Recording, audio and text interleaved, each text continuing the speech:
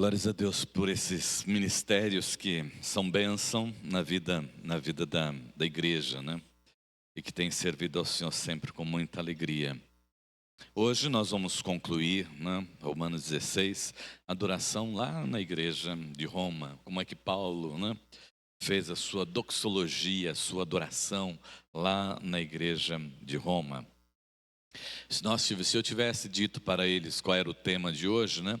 Nós não teríamos acertado tanto assim nos cânticos, né? Porque realmente é do Espírito Santo de Deus. Sempre quando se vai escolher os cânticos, se reúnem, né? Oram, buscam a presença do Senhor nosso Deus. E é cântico de louvor e de adoração, porque essa é a doxologia.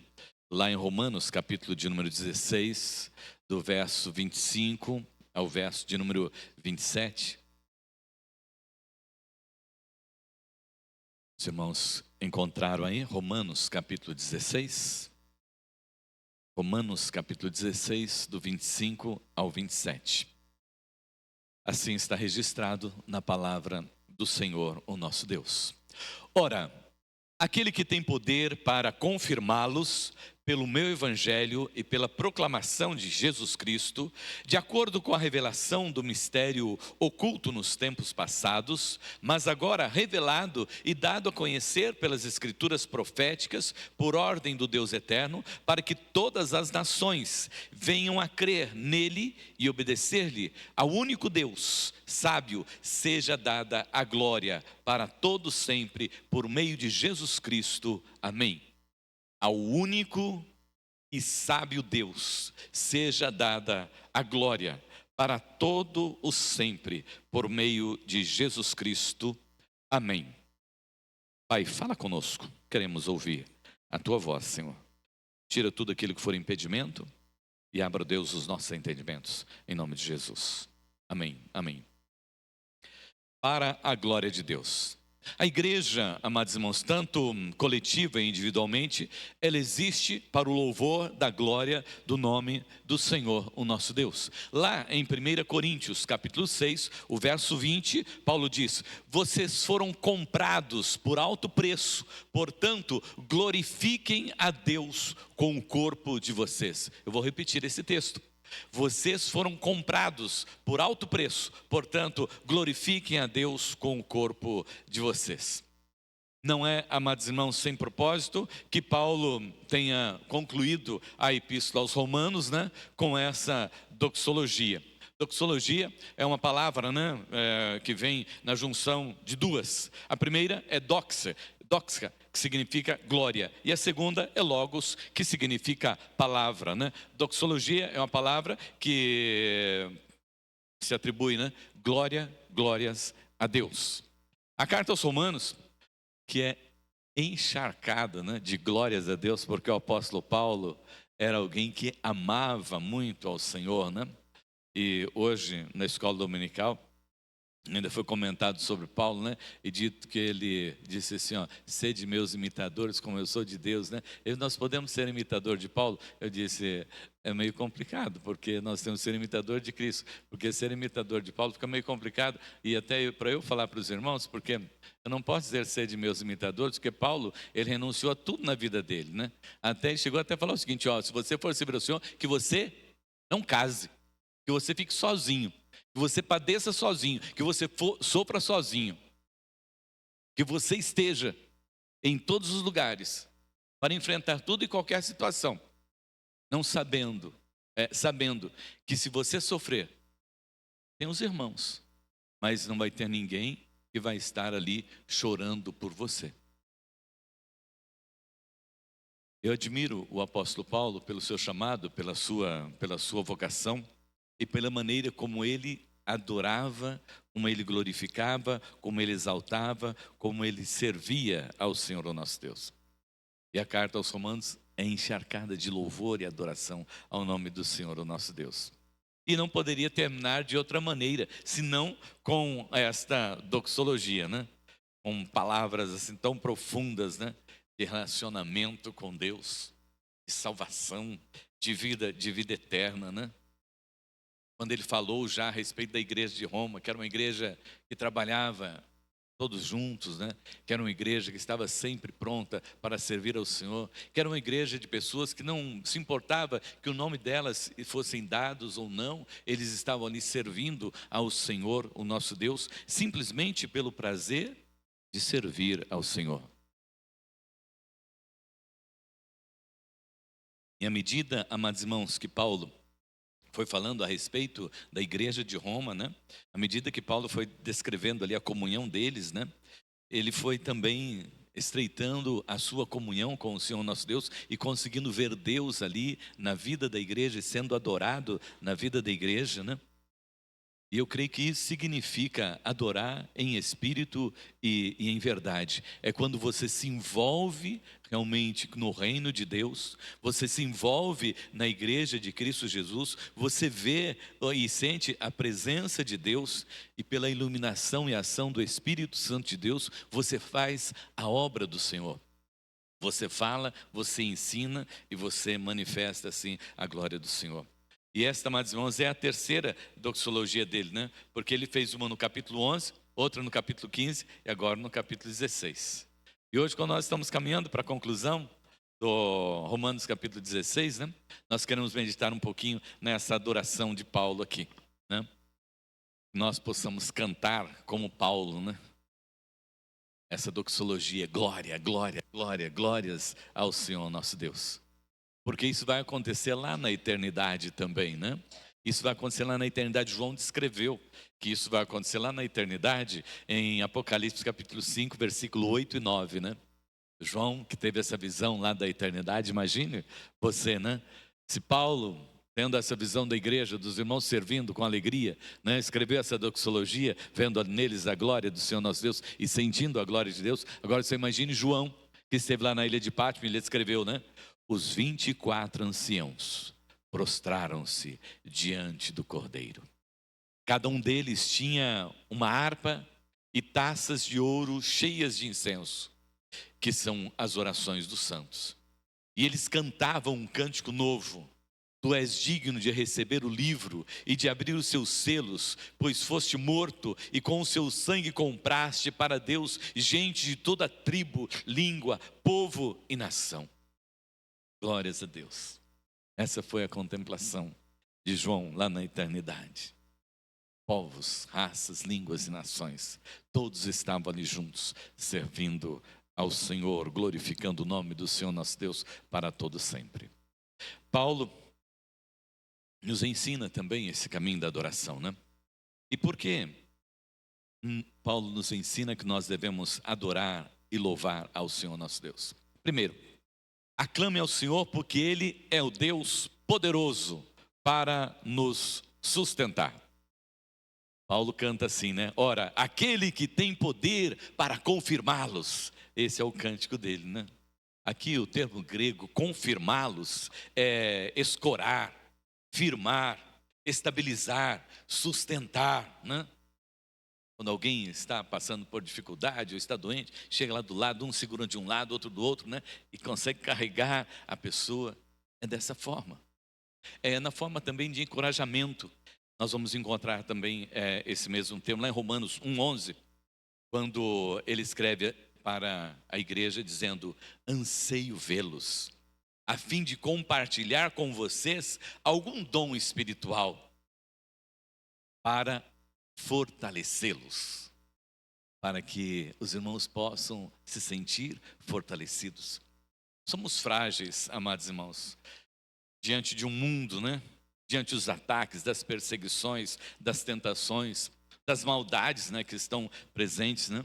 Mas Deus, o nosso Deus, tem poder para nos sustentar e só Ele pode nos sustentar, pode nos firmar, pode nos fortalecer, para nos manter de pé e nos fazer prosseguir louvando, glorificando o nome do Senhor nosso Deus até aquele dia.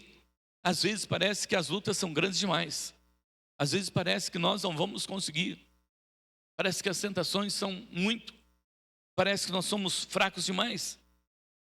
As perseguições realmente virão, as lutas estão aí. Paulo, nesse capítulo 16, dos versos 17 ao 20, ele nos alerta a respeito de um cuidado que nós temos que ter no nosso dia a dia por causa da nossa fragilidade em relação, amados irmãos, à nossa comunhão na igreja.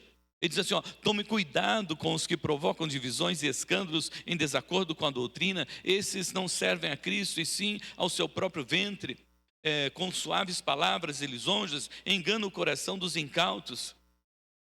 Mas fiquem tranquilos, fiquem seguros, porque em breve o Deus da paz esmagará debaixo dos vossos pés a Satanás. Então, ainda que seja difícil, creia, em breve. Para nós parece que demora, às vezes, as batalhas, as lutas, parece que não passam. Mas Paulo diz assim, olha, em breve, Jesus esmagará a Satanás debaixo dos nossos pés.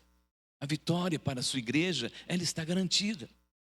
Mas ela precisa ser forte e prosseguir. E como Paulo mesmo diz, né, ser sábio para o bem, mas ser simples para o mal. Porque às vezes nós olhamos para o bem de uma forma e o mal de outra forma, como se fosse maior ainda, né? Tão perigoso, né? Deixe o mal de lado, olhe com bons olhos para o bem, queira sempre o bem, jamais o mal. O que prevalece sempre é aquele que nós mais alimentamos. Se nós alimentarmos coisas boas, nós sempre teremos coisas boas no nosso coração e coisas boas para compartilharmos. Mas se nós alimentarmos o mal, nós só teremos o mal para compartilhar. A Bíblia fala assim, olha, a boca fala daquilo que o coração está cheio. Por isso é que nós somos orientados a buscar lá as Escrituras, né? E nos lembrarmos sempre, né? Que toda a Escritura é inspirada por Deus, né? E útil para todas as áreas da nossa vida. Precisamos nos encher dela. E Paulo diz, olha, esse que é poderoso. Ele é poderoso para guardar, ele é poderoso para preservar a vida de vocês. Judas escreveu uma carta muito singela, mas a sua doxologia, amados irmãos, é graciosa.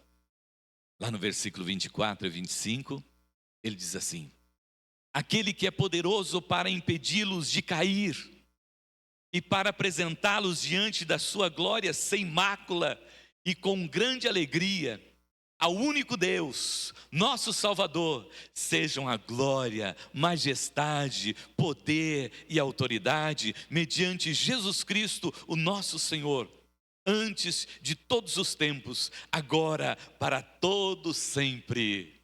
Amém. Esse é o nosso Deus, essa é a confiança do apóstolo Paulo, essa é a confiança de Judas quando ele finalizou a sua carta. Esse é o nosso Deus exaltado e glorificado, como nós cantamos hoje, amados irmãos. Esse é o Deus que o povo adorou depois que Elias orou e disse, Senhor, manifesta a sua glória, Senhor, manifesta a sua glória. E Deus mandou o fogo dos céus e consumiu tudo aquilo que estava ali no altar, e todo o povo dobrou o seu joelho e disse, só o Senhor é Deus, só o Senhor é Deus. Lá em 1 Reis, capítulo 18, o verso de número 39.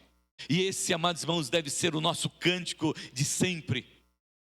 Que Deus, o nosso Deus, é o Todo-Poderoso, é o Senhor soberano, todo sobre as coisas. E esse é o nosso Deus que pode nos guardar, que pode nos firmar, que pode nos amparar e que está sempre conosco. É Ele que pode te garantir, é Ele que pode me garantir, é Ele que pode nos sustentar em todos os momentos. Amém? Em segundo lugar, Paulo nos diz assim, aclame ao Senhor, porque Ele é o Deus revelador. Ele é o Deus da revelação. Isso aqui, né, no meio do pentecostalismo, certamente soaria muito bem, né? O Deus da revelação, o Deus que traz revelação, né? Versículo 25, eu vou ler lá com os irmãos. Ora, aquele que tem poder para confirmá-los, pelo meu evangelho e pela proclamação de Jesus Cristo, de acordo com a revelação do mistério oculto nos tempos passados, mas agora revelado e dado a conhecer pelas escrituras proféticas por ordem do Deus eterno. Paulo informa aqui, amados irmãos, que tem uma maneira toda especial do Senhor nos sustentar, né? Que é através do Evangelho de nosso Senhor Jesus Cristo e pelas suas Escrituras. É por intermédio disso que Ele nos sustenta. E cabe aqui, amados irmãos, observar, né, nesse texto, com os irmãos aqui, aquele "e" que aparece aqui nas Escrituras, quando ele diz: ora, aquele que é poderoso para confirmá-los pelo meu evangelho e pela proclamação de Jesus Cristo. Esse no grego "e" é "kai", né? E aqui ele pode ser usado como "e" ou pode ser usado também "que é". Só que nesse texto aqui fica melhor o "que é", porque o texto fica assim, ó: ora, aquele que tem poder para confirmá-los pelo meu evangelho, que é a proclamação de Jesus Cristo.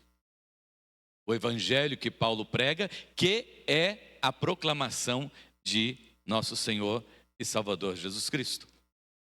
Em outras palavras, Paulo está dizendo que Deus nos revela a pessoa de Jesus Cristo através do evangelho, tanto no Novo Testamento quanto no Antigo Testamento, para que nós, como cristãos, possamos conhecer através da ação do Espírito Santo e compreender essa palavra e sejamos fortalecidos no Senhor e permaneçamos firmes pela nossa fé até aquele dia quando vamos nos encontrar na eternidade. Deus, nosso Deus é o Deus poderoso e o Deus bom, né? E Ele revela a Cristo Jesus, aqueles que decidem, né, revelar através das Escrituras, através da proclamação, né, dos fiéis servos do Senhor, que anunciam a palavra do Senhor nosso Deus, da maneira como ela deve ser pregada, e não da maneira como querem ser pregada, para agradar a pessoas, para agradar aos homens, né? Paulo nos ensina isso lá em 1 Tessalonicenses 2,13, né? Quando ele diz que é o Senhor que revela a sua palavra ao coração das pessoas. E ele agradece a Deus por Deus revelar a palavra ao coração das pessoas. Ele diz assim, ó: também agradecemos a Deus sem cessar, pois ao receberem de nossa parte a palavra de Deus, vou ler novamente, agradecemos a Deus sem cessar, pois ao receberem de nossa parte a palavra de Deus, vocês aceitaram não como palavra de homem, mas segundo verdadeiramente é, como palavra de Deus, que atua com eficácia em vocês, os que creem. Paulo agradece, porque Deus é que está revelando a sua palavra ao coração das pessoas. E Deus é poderoso e bom. E revelou o seu ministério, né? Que foi guardado em silêncio nos tempos eternos, aqui no versículo 25. E esse mistério, né, que foi revelado, né, para nós neste tempo, é indicando que gentios e judeus, todos os povos de todas as nações, seriam alcançados pela palavra do Senhor nosso Deus, né? Deus é poderoso. Lá em Efésios capítulo 2, o verso 11, eu quero que você abra rapidinho. Efésios 2:11 fala a respeito. Efésios 2:11. Ele diz assim, ó: portanto, lembrai-vos de que outrora vós, gentios na carne, chamados incircuncisos por aqueles que se intitulam circuncisos na carne, por mãos humanas. Naquele tempo, estáveis sem Cristo, separados da comunidade de Israel, estranhos às alianças da promessa, não tendo esperança sem Deus no mundo. Mas agora, em Cristo Jesus, vós que antes estáveis longe, fostes aproximados pelo sangue do Cordeiro Jesus Cristo. Isso estava oculto ao coração de todos, mas foi revelado por intermédio de Cristo Jesus, essa salvação aos povos, às nações, às raças e línguas, né? Deus é poderoso e bom para revelar a sua palavra, a sua pregação, né? Porque a palavra é o poder de Deus, Romanos 1,16, né? E é a sustentação para a nossa vida, Romanos 16:25, de todo aquele que crê, tanto do judeu quanto do grego. Você crê? Deus te sustenta. Nesse tempo em que nós estamos vivendo, né? Nesse nosso tempo, quando nós olhamos para aquilo que está sendo anunciado e proclamado aí pelas igrejas, né? Muitas pessoas andam atrás do quê? De revelações. Gente, quer mais revelação do que conhecer a palavra do Senhor nosso Deus? Quer mais revelação do que essa que nós estamos lendo aqui hoje à noite para as nossas vidas? Precisa de mais alguma revelação além do que nós já lemos, além do que nós já cantamos? É claro que não. Mas é que essas pessoas andam atrás de revelações, né? De dons espetaculares, crendo que isso é ação do Espírito Santo. Mas são revelações vazias, obscuras, né? Sem sentido e de interesse unicamente para satisfazer os desejos da carne. O que Deus tem para mim? O que Deus falou? O que Deus vai fazer? Pobreza, muito pobre isso. Quando nós temos a revelação da palavra de Deus para aprendermos dele, a essência da vida hoje e na eternidade. Essas pessoas que buscam essas revelações jamais se sentirão satisfeitos, pois buscam revelação de homens e não de Deus, através da sua palavra. Onde tem muita revelação, pode observar o seguinte: tem pouca pregação da palavra. Mas onde tem a pregação da palavra, tem muita revelação da palavra através do Espírito Santo de Deus nos nossos corações e nas nossas mentes. O Deus que o apóstolo Paulo anuncia, amados irmãos, é Deus que ele louva e exalta, não é o Deus Kodak, né? Da revelação do homem para o homem, né? Mas do Deus que se revela através da sua palavra, as coisas de Deus para os nossos corações, as coisas de Deus para as nossas vidas, e que revela os seus planos e os seus projetos, daquilo que Ele tem para realizar sobre a face da terra, através da sua igreja, através da minha vida e da sua vida. E é aquele que nos sustenta, como nós já falamos, todos os dias, em todos os momentos e em todas as coisas. Ele é o nosso Deus. Nada de promessas de facilidades nesta vida, nada de promessas só de prosperidade nesta vida, né? A revelação de Deus, através da palavra e do Espírito Santo de Deus, é para a nossa edificação e para a nossa salvação. Amém? Em terceiro lugar, aclame ao Senhor porque Ele é o Deus poderoso que se deu a conhecer. É o Deus todo-poderoso, Deus de amor que se deu a conhecer, né? Paulo diz, revelado e dado a conhecer pelas escrituras proféticas, por ordem do Deus eterno, para que todas as nações venham a crer nele. Deus, lá em João 3,16, Deus amou o mundo de tal maneira que deu o seu Filho. Então Deus amou o mundo, amou a todos, todas as nações, povos e línguas. Novamente eu citaria Apocalipse 5, do 8 ao 9, né? Portanto, amados irmãos, Deus planeja que todas as nações venham a crer nele. Por isso, o evangelho deve ser pregado a todas as nações. Isso não quer dizer que todos individualmente, né, ouvirão, e nem que todos individualmente serão salvos. Mas que a revelação do evangelho estará disponível para todos. Lá em Mateus 24, 14, ele diz, enquanto não for pregado o evangelho de Jesus Cristo a todo mundo, não virá o fim. Porque o evangelho precisa estar ao alcance de todos. A comissão, estudamos hoje na escola dominical, né, que recebemos, é para proclamarmos a mensagem do Senhor, para pregarmos o evangelho de Cristo Jesus, né, a todos os povos. Mateus 28, 19 a 20. Né? Alguns vão crer, outros não crerão. Mas nosso trabalho não é escolher para quem pregar. Nosso trabalho não é encontrar pessoas que queiram ouvir o evangelho. É falar para todos. Né?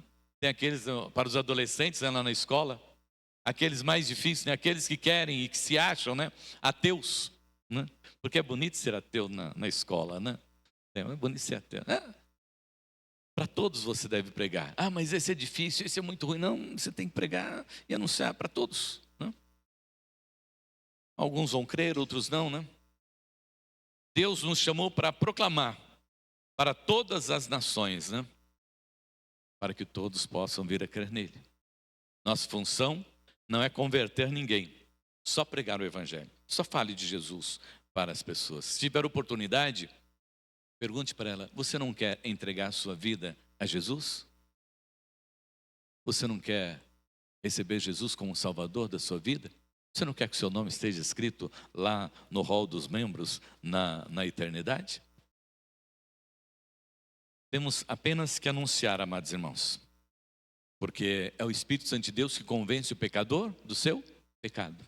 Quem faz a obra é o Espírito Santo de Deus. Nós só temos que anunciar e glorificar a Deus se alguém aceitar o Evangelho, porque é mais um nome que está escrito lá no livro da vida. E se for você que evangelizou, se foi você que falou de Jesus para essa pessoa e essa pessoa recebeu Jesus como Salvador, esse é um galardão seu.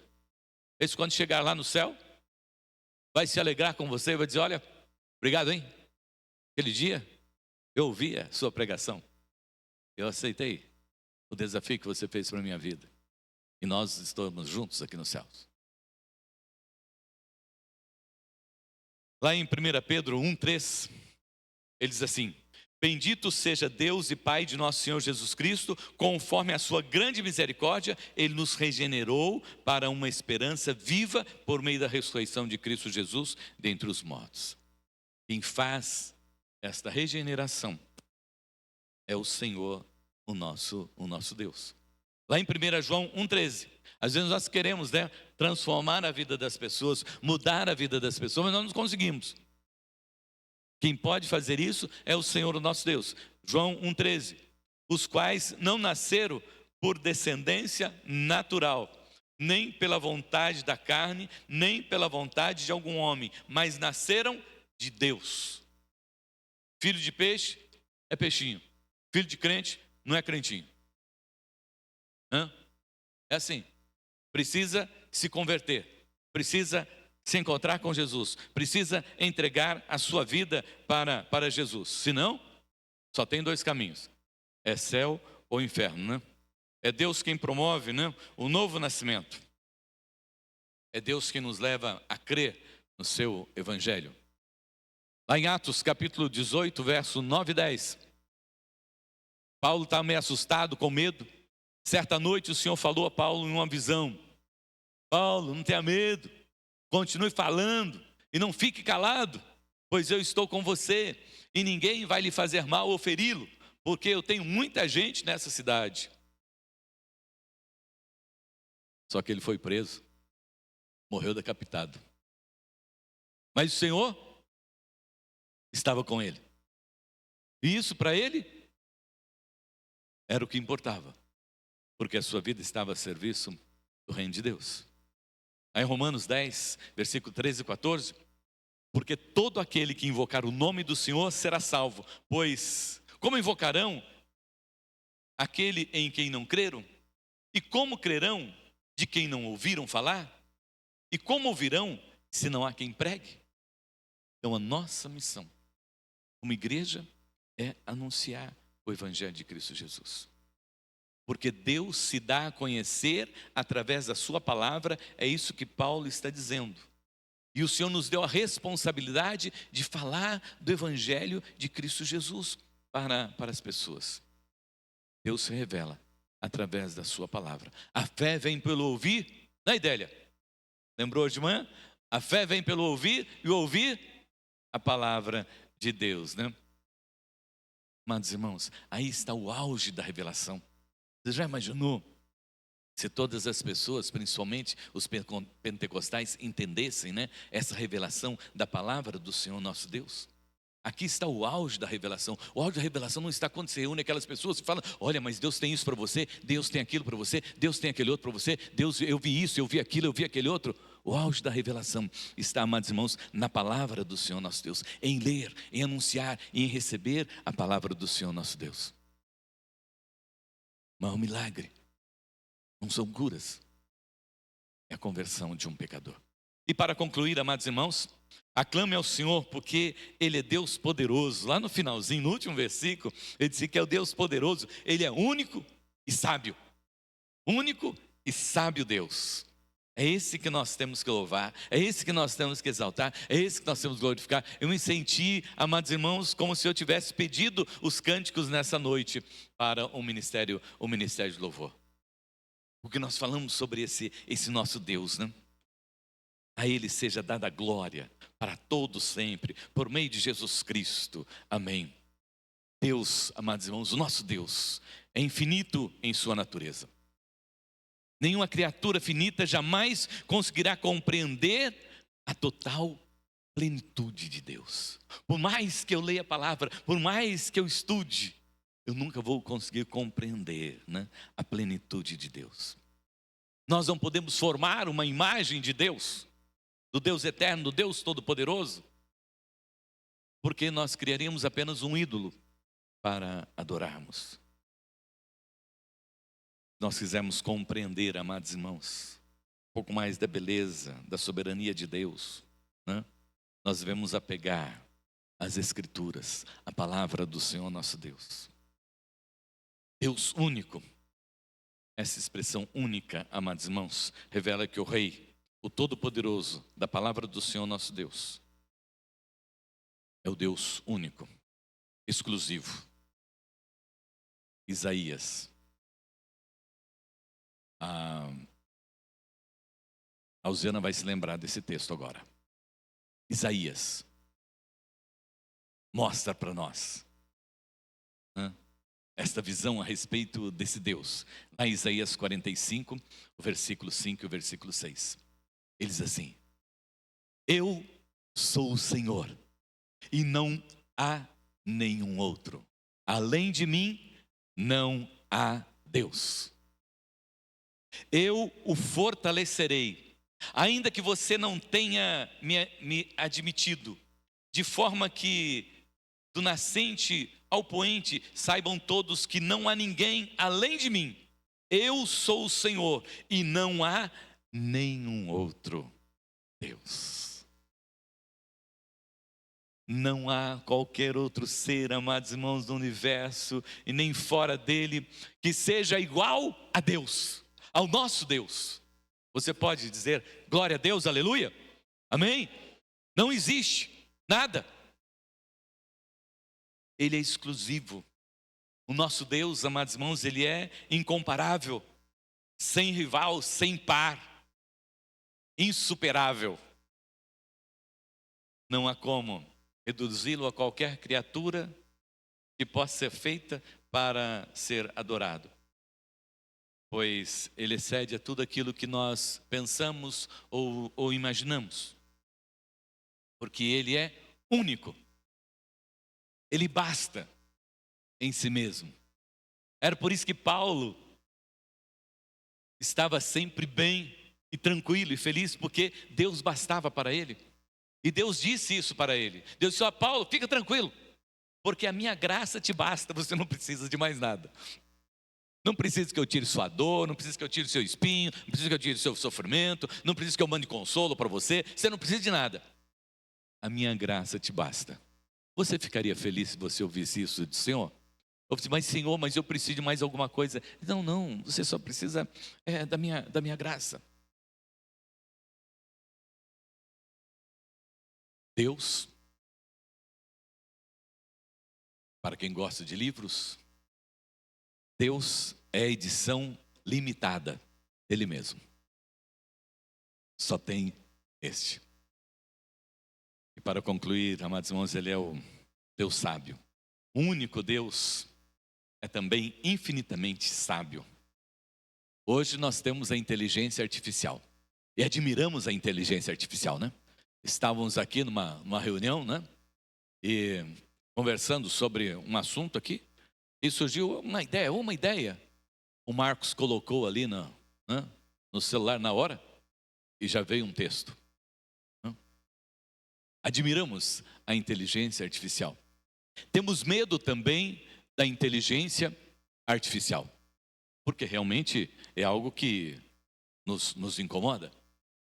Mas imagine você, que você conhece.